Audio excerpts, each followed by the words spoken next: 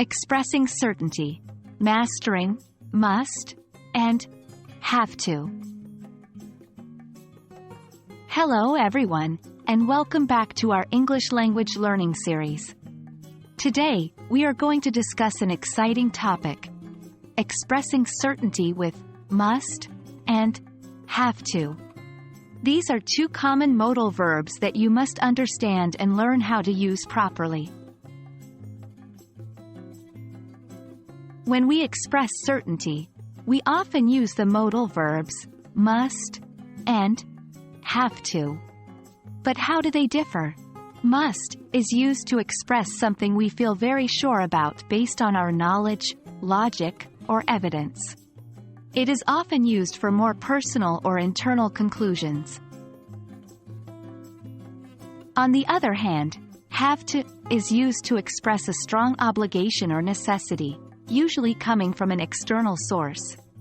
While it doesn't always express certainty, it is crucial to understand its function when learning about must. Examples: he must be tired. He's been working all day. Expressing certainty based on evidence. You have to submit the assignment by tomorrow. Expressing necessity. Let's start with must. When we're almost sure that something is true, we use must. This can be based on evidence, reasoning, or logic. Here are a few examples to help you understand. She must be at home because her car is in the driveway.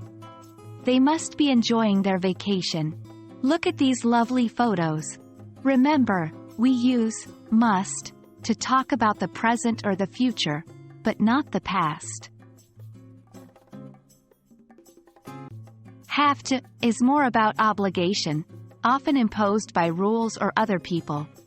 It doesn't often express certainty, but it's essential to understand its function in contrast to must. Look at these examples. I have to finish this project by the end of the week. They have to obey the traffic rules. Please note that when we talk about the past, we use had to instead of have to. So, that was all about using must and have to for expressing certainty and obligation.